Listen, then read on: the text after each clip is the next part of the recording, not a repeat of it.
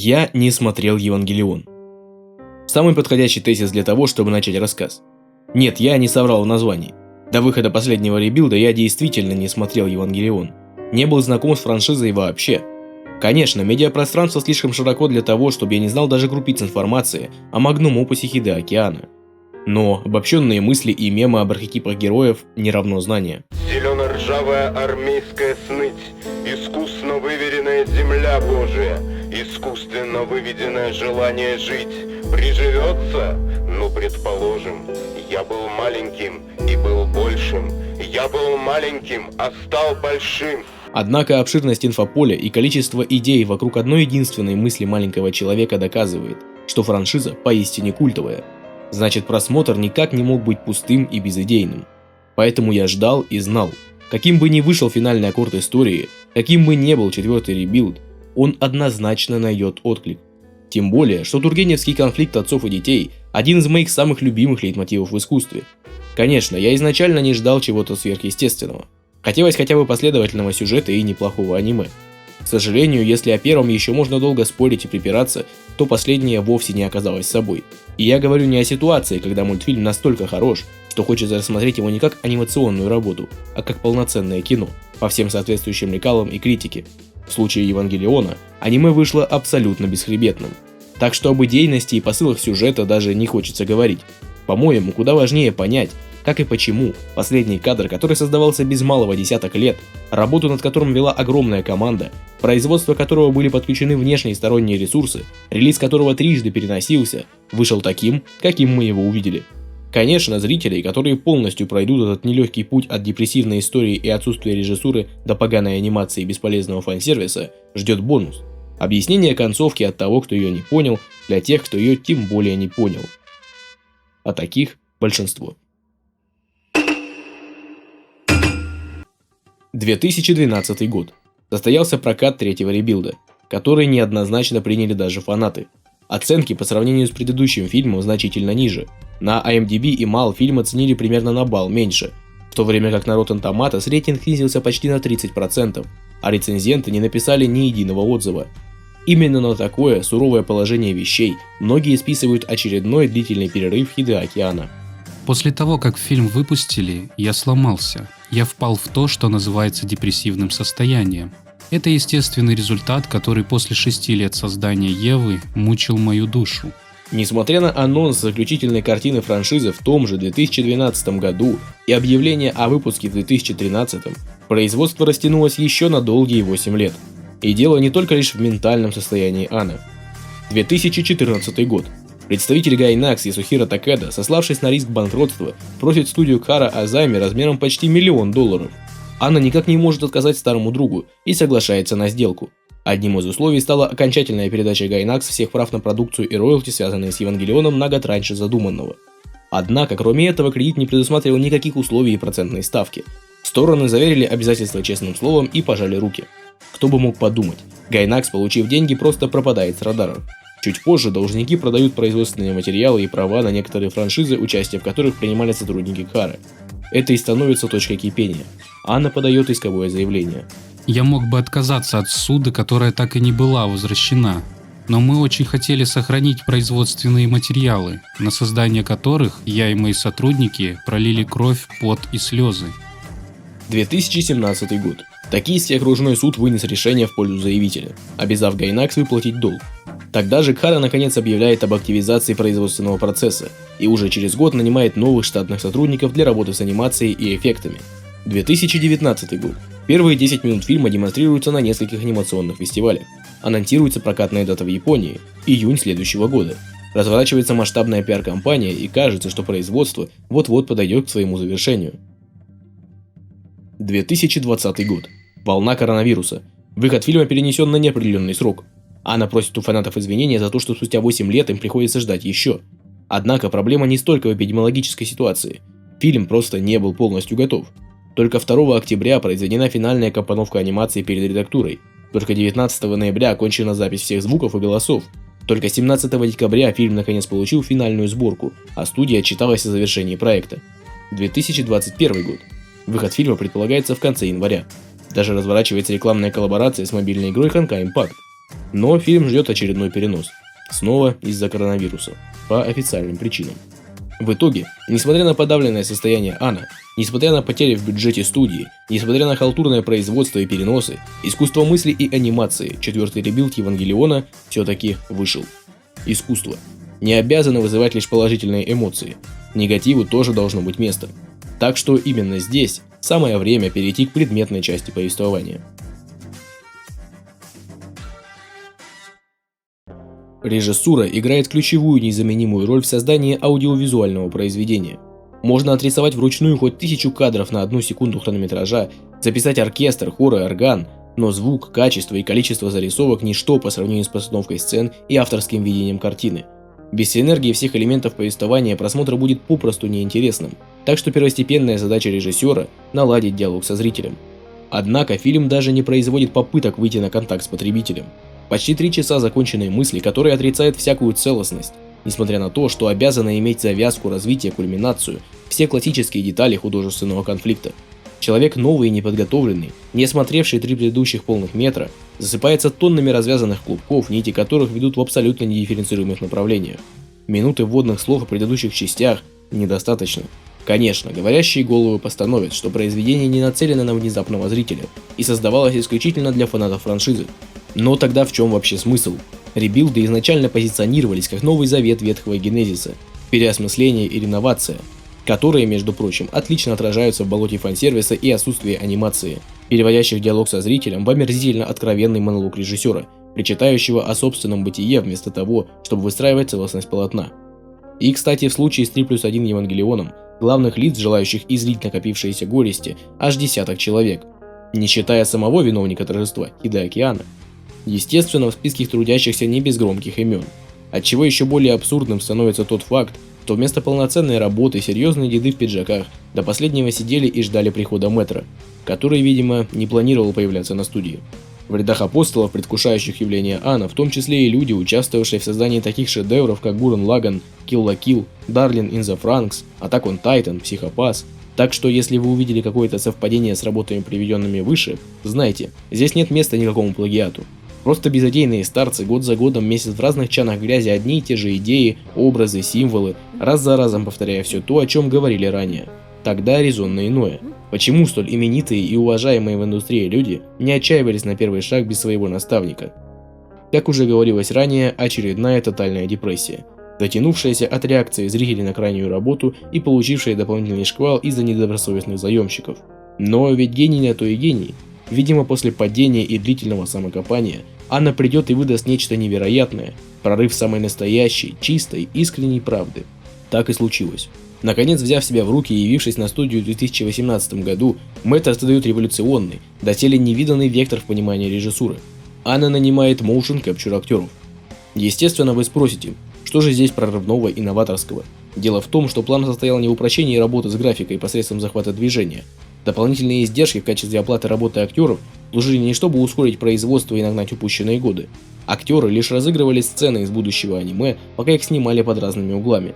Анна, не зная, чего хочет сам, тратил десятки часов и сотни йен на поиски нужного ракурса. Если бы я сделал последний фильм о Еве, используя старые методы работы, то и он был бы не чем-то новым, а просто продолжением 3 предыдущих картин. Меня это не устраивает.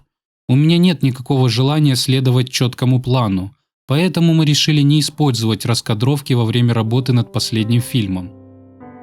Казалось бы, всего лишь простая игра слов или оговорка, но в то же время в речи Анны имеет место прямое разделение. Изготавливать фильм согласно классической последовательности не хочет Мэттер, но вот принятый курс выбрали мы. В конце концов, абсолютно прогоревшие дедлайны и, вероятно, отсутствие дополнительных финансовых и человеческих ресурсов заставили использовать собранный материал по назначению.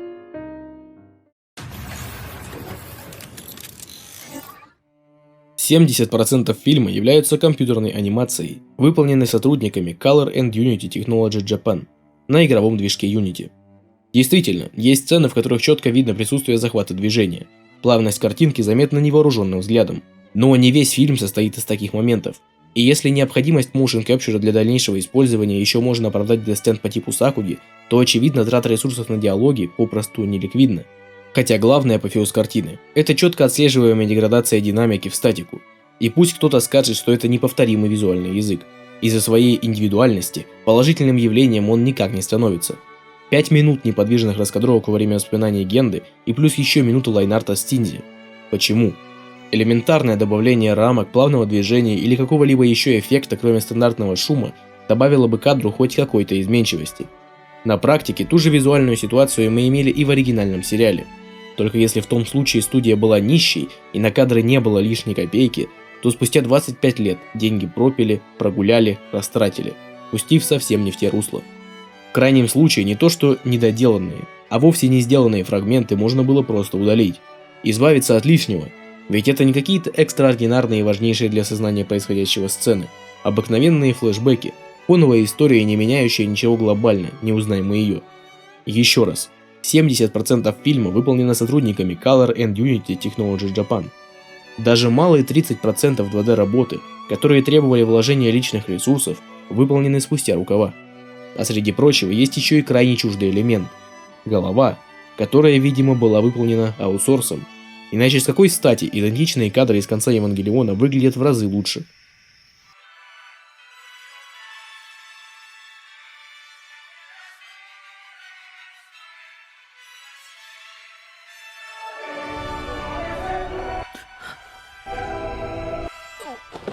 Радует и греет душу то, что самое важное, ключевое в понимании сюжета картины, создавалось профессионалами, под пристальным наблюдением автора. В очередной раз, вспоминая гениальную задумку Анна по исследованию углов и поиску ракурсов, хочется верить, что и фансервисные сцены, в том числе технично разыгрывались актерами, в то время как съемочная группа наблюдала. Впрочем, о подобном художественном самовыражении намного лучше может сказать мой коллега, которого вы, наверное, и так знаете. Переосмысление Евангелиона, 4-й ребилд и Ева, которую мы заслужили. Кроме фан-сервиса и криков «Сиськи!» ничего по сути в себе не несет. Но тут кто-то воскликнет, мол, это не фан-сервис, это глубокий анализ пубертатного периода. Просто тупые девственники нихуя не понимаете. Это жизнь. Хорошо, давайте я не буду пытаться выдавить из этого какой-либо комичный контекст, вынуждая других людей выступать шутами на потеху публики. Говоря о фан-сервисе, нет смысла ссылаться на излишнюю эротику в кадре. Открытость заложена в жанровые рамки. Наиболее интересны остальные проявления реверанса в сторону фанатов. И я говорю даже не об отсылках, юморе или музыке. Фан-сервис — это в том числе и потакание зрителю в его желаниях. Особенно просто пойти на поводу у читателя, когда произведение выходит в режиме ангоинга, и каждая новая глава или серия публикуется с некоторым промежутком, что позволяет успеть получить фидбэк. Благо ребилды — это не просто ангоинг, серии выходили с достаточным перерывом, поэтому той вечности ожидания вполне хватило, чтобы превратить последний фильм в смесь всевозможных фанфиков и омажей, простое удовлетворение ожиданием. Вот она, третья сторона медали. Все для людей. Заигрывание с говорящим образом рояля, самоирония, депрессия, голова, шаблоны, мемы, самоповтор, мертвый финал – все для людей. Я никогда не думал о том, чтобы забыть Еву. Закрадывались мысли просто недоделывать фильм. Но, как ни странно, мне никогда не хотелось оставлять его недоделанным. В любом случае, я был обязан закончить начатое когда-то. Ради себя, ради других сотрудников студии и прежде всего ради фанатов. Несомненно, подобное творчески расхлябанное отношение к работе как у Анны – состояние художника. Из такой почвы могут появиться самые красивые цветы. Наверное, такие и выросли в 25 серий Евангелиона нового поколения. Однако, когда речь идет о ребилдах и вовлеченности куда много больших ресурсов, человеческих, финансовых, технических возможностей, ожидаешь продукт не только концептуальный, но и завершенный, а не пустую копию предыдущей работы. Для пазла, который долго и кропотливо собирали, не хватило не то что последнего кусочка, не хватило целой половины. Мне нравится, когда есть какая-то недостающая деталь. Думаю, это из-за того, что у моего отца не было ноги.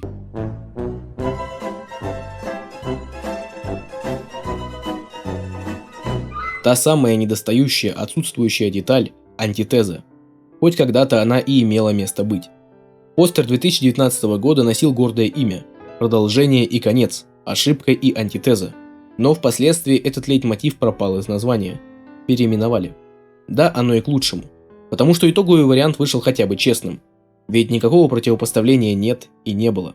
Thrice upon a time. Трижды как-то раз. Приоткрывает завесу тайн еще до того, как зритель начнет знакомство. Дело в том, что сериал нового поколения, альтернативный фильм «Конец Евангелиона» и цикл переосмысленных ребилдов, все три варианта концовки Евы абсолютно идентичны, комплементарны. Ты что, с ума сошел?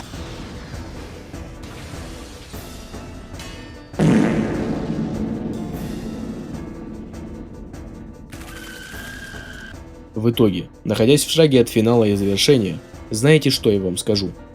Евангелион 3+1 – это самый большой мем в истории анимации, который я когда-либо видел. И самое смешное то, что даже евафаги не поняли концовку. Хотя для постижения происходящего всего лишь одно логическое звено нужно осознать самостоятельно. Некоторые недалекие невежды думают, что ребилд весь из себя хороший, и все в конце остались живы, целы, здоровы, мир, дружба, жвачка. Но эта живость – чистая формальность. Анна всех переиграл, и, конечно, действительная концовка совсем не то, что говорится в фильме открыто. Жаль только, что ничего лучше избитого комплементарного финала депрессивный дед не придумал. Давайте по порядку. Как и говорил Генда своему сыну, наши органы чувств не могут воспринимать антивселенную. Виртуальная среда, созданная LCL-полем, вот то, что мы можем ощущать. Ощущение – это совсем не одно и то же, что реальная жизнь. У вас могут быть какие угодно ощущения. Хидеаки Анно не случайно прощается со своими героями на железнодорожной станции. Поезд – один из фундаментальных образов всего фильма, о чем, вероятно, когда-нибудь какой-нибудь умелец запишет часовой монолог, смысл которого можно будет уложить в пару строк. Поезда – аллюзия на иную реальность, эхо параллельного мира. Поезда висят в антигравитации, в поездах существуют остатки цивилизации, в поезде обустроена и библиотека, собрание небылиц. Рельсы фигурируют на постере фильма. Я размышлял над тем, чтобы броситься под поезд. В другое время подумывал прыгнуть с крыши студии. Меня останавливала лишь мысль о боли. Я был не против умереть, но мне не хотелось чувствовать боль перед смертью. Так вот, поезд как раз и является символом не реальности, а подпространства. Четвертый удар произошел, комплементация завершена. Человечество было маленьким и было большим, отринуло физическое и стало большим. Последнее копье, решимость Синдзи, самоуничтожение его родителей лишь разграничили разумы на самосознание. Да, вышла какая-то некомплементарная комплементация, но так появилось будущее. Теперь живите с этим. Конечно, фанаты Евангелиона найдут любую отговорку, чтобы доказать, что я, как человек, ничего не сведущий в франшизе, просто не прав в своих высказываниях. Проблемы сплести соответствующие аргументы нет. Впрочем, для них всегда открыты комментарии. Однако моя цель не спорить, а попытаться достучаться до аудитории, чтобы та открыла глаза и увидела, чем ее накормили. Форма и смысл – взаимодополняющие элементы. И если что-то инородное кажется конфетой на вкус, то пора задуматься, может, это у вас что-то не так с рецепторами. Вот и пришел этот день. День выхода 4-го ребилда. День, который я ждал целых 4 года. И вот он наконец-то наступил. Я его уже посмотрел. Могу только высказать свои эмоции после просмотра. У меня улыбка на лице, но на глазах слезы. Очень достойная концовка, как по мне. Не шедевр, конечно, но очень хорошо. Было очень много хороших моментов. Я даже заплакал. С великим удовольствием для меня он займет место в моем сердечке. Ну а вам, тем, кто не посмотрел его, рекомендую посмотреть.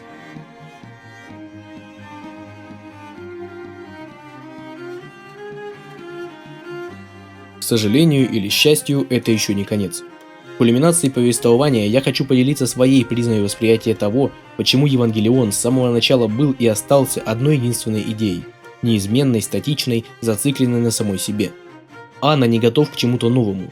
Несмотря на все свои резкие и откровенно сумасшедшие действия, предложения и решения, он все время стоит на месте, стагнирует, оставаясь маленьким человеком, который, тем не менее, очевидно хочет есть. Однако за всю свою жизнь, в том числе из-за бесконечной прокрастинации, Анна так и не смог создать нечто новое, уникальное, прорывное, кроме старой, однажды выстрелившей палки. И это проблема. Проблема, из-за которой все, что остается, уповать на кусок дерева, пытаясь снова и снова заставить его дать еще хотя бы один залп. Доить сок до самого конца, пока есть силы и возможности, пока фанаты остаются фанатами. С другой стороны, Анна может оказаться не голодным художником, а злым гением, который специально тянет время, выжидая и выжимая максимум дополнительных продаж, раскручивая слабые точки зрителей. Так или иначе, в ходе ребилдов виновен именно он – коммерческий мотив. И я не удивлюсь, если завтра или еще через пару лет, несмотря на громкое «прощай, весь Евангелион», мы вновь услышим о расширении франшизы и тематических коротких метрах. Но даже если это будет не визуальный продукт, то То уж о выставках, показах, мероприятиях, дистрибуции сувенирной продукции мы наверняка узнаем. Создание Евы продолжится во всем, что только можно продать. И если вы до последнего верили, что это был настоящий финал, то спросите себя еще раз, конец ли это? И получите твердый, резонный ответ. Нет, сбор сливок только начинается. Так что никаких прощаний. Здравствуй, Евангелион.